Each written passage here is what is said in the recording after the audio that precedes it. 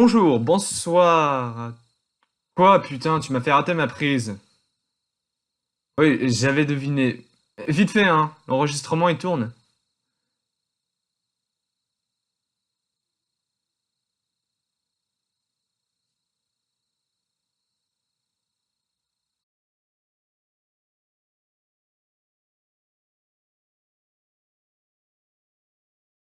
Calme-toi, ok? Qu'est-ce que tu veux que je te dise? Oui, il y a certaines inspirations, mais tu n'es pas une copie. Ok, ton apparence physique ressemble vaguement à Monsieur Plectrum, mais tu es bien plus que ça. Je veux que tu te sentes comme un vrai personnage. Il ne faut pas que tu te définisses en fonction de ton apparence physique, ce serait dommage. Écoute, retiens ceci. Ce sont tes choix qui formeront ton identité. Tu es derrière un écran, abruti. Ah, je t'avais prévenu. Bon, maintenant dégage. J'ai une vidéo à tourner. Bonjour, bonsoir à tous. Moi c'est Pseudorim et aujourd'hui, nouveau concept de vidéo, les famades ou tout simplement film à mater avant de décéder. Je sais que c'est pas éblouissant d'originalité, mais ça me tenait quand même à cœur de vous conseiller des films que j'aime et qui sont pas super connus. Je donnerai mon avis dessus sans spoiler l'intrigue. Ceux qui connaissent déjà le film pourront voir une critique argumentée de ma part, et les autres auront la curiosité de le découvrir. Je ne parlerai pas de films faisant partie de mes 10 films préférés, ça me servira pour un futur projet de vidéo. Alors, une seule question me venait à l'esprit. Quel film choisir? Pour ce premier épisode, je ne voulais pas un film connu. Mais je ne voulais pas non plus avoir à parler d'un film totalement inconnu. Je voulais également parler d'un film dont personne n'a fait de critique sur YouTube. Je ne voulais pas non plus prendre un film trop récent. Le film dont je vais vous parler date de 2003. C'est un film d'horreur réalisé par Danny Boyle. Bon, ceux qui le connaissent l'ont déjà deviné, il s'agit de 28 jours plus tard. Donc, sorti le 28 mai 2003, 28 jours plus tard met en place l'acteur Cillian Murphy dans la peau de Jim, un homme se réveillant dans un Londres abandonné, peuplé uniquement de zombies et de survivants éparpillés. Déboussolé et sans ressources, Jim va apprendre à survivre dans ce monde face à des zombies féroces et à des survivants dont l'apocalypse les a rendus fous. Je ne dévoilerai pas plus l'intrigue pour y conserver le mystère et la force émotionnelle du troisième acte. Je vais donc vous parler des raisons pour lesquelles vous devez voir ce film. Déjà, je vous mets en garde, c'est tout d'abord un film lourd à digérer. Encore plus lourd qu'une calzone et un kebab réunis. Tantôt glauque, tantôt déprimant, ce film est pour moi le film de zombies le plus sérieux et réaliste qui existe. Si on oublie la série Walking Dead, lisez le comics, il est beaucoup mieux. Ah oui, pardon. Ce film possède donc une véritable ambiance. La mort est présente un peu partout et plane comme une épée de Damoclès au-dessus des protagonistes. Cela donne un vrai sentiment de malaise lorsque les personnages essayent par moments de prendre du plaisir, comme la si ridicule, entre guillemets, scène du supermarché. Car ce sont les protagonistes eux-mêmes qui tentent de créer un décalage avec le contexte du film.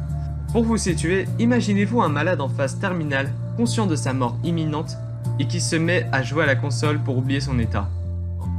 C'est glauque, mais c'est clairement ce genre d'émotion que j'ai ressenti pendant ces scènes. Cela est renforcé car les personnages ont tous une base d'écriture solide et sont tous interprétés par des acteurs très impliqués.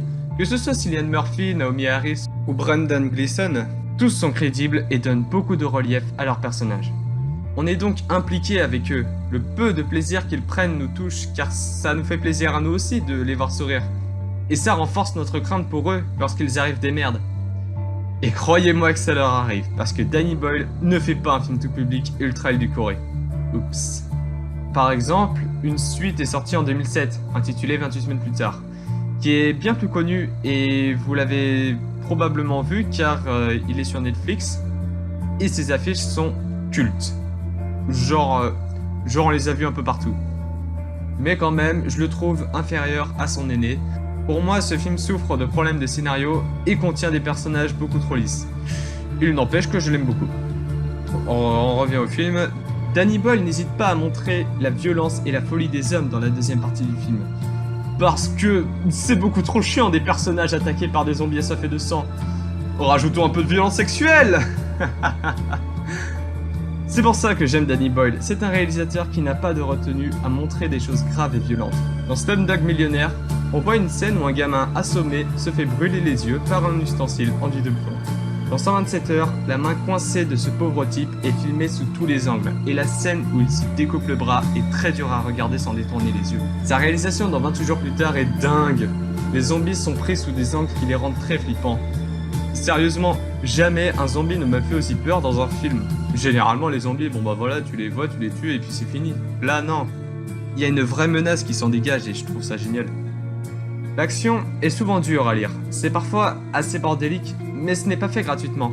Il y a très peu de grands angles, tout est filmé dans des recoins avec des focales très courtes. Cela donne vraiment une impression de claustrophobie.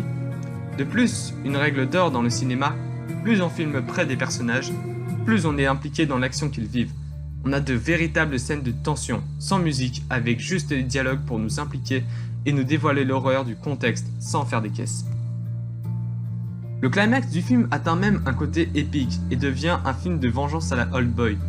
Toute cette scène est accompagnée de l'excellente musique de John Murphy, le compositeur de la musique de long métrage, et oui, c'est celle que vous entendez en fond. Cette musique est une boucle qui se répète et qui devient de plus en plus puissante et de plus en plus complexe à chaque répétition. Une montée en crescendo dans l'horreur en quelque sorte. Bon. Pour moi, il est important de voir ce film, car il nous montre un vrai drame humain dans un monde zombifié. Ce film nous montre également une réalisation unique que seul Danny Boyle maîtrise sans faire n'importe quoi. Ce film bouscule et ne laisse pas indifférent. Dans la deuxième partie du film, la menace ne sont plus les zombies, mais les survivants laissant libre cours à leurs pulsions. Alors je sais que ce propos n'est pas hyper original, ce concept des humains plus dangereux que les créatures. Walking Dead ou Alien 3 pour ne citer que. En bref, les fans d'horreur seront servis par des scènes réellement flippantes, stressantes et dérangeantes, les amateurs d'action seront servis par un climax épique, ceux qui aiment s'impliquer dans les récits suivront une histoire bien écrite avec des personnages attachants, et moi, ce film m'a inspiré à en faire une vidéo. Merci d'avoir pris le temps de m'écouter. Comme d'habitude, vous pouvez donner votre avis dans les commentaires, cela me permettra de progresser et de proposer du meilleur contenu à l'avenir. D'ici là, portez-vous bien et on se retrouve dans une prochaine vidéo. Allez, à la prochaine tout le monde.